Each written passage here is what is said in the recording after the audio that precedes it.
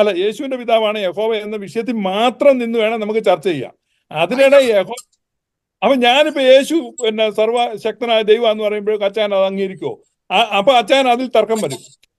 അപ്പം ചർച്ച വഴി മാറിപ്പോകും. അപ്പൊ ഞാൻ അങ്ങനെ മിനിമം അണ്ടർസ്റ്റാൻഡിങ്ങിലാണ് ചർച്ച.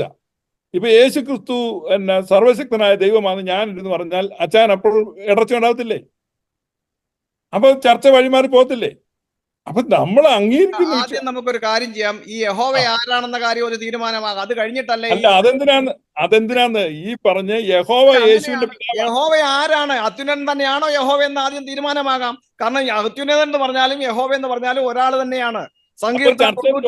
സംവാദത്തിന്റെ വിഷയത്തിൽ നിന്ന് സംവാദകം മാറിയിരിക്കുന്നു. സാജി ബ്രദർ യഹോവ എന്ന് പറയും. നിങ്ങൾ ഈ യഹോവ അത് നമുക്ക് അത്യുന്നതൻ തന്നെയാണ് യഹോവ എന്നുള്ളത് അടുത്ത ദിവസം ഒരു കാര്യം ചെയ്യേ.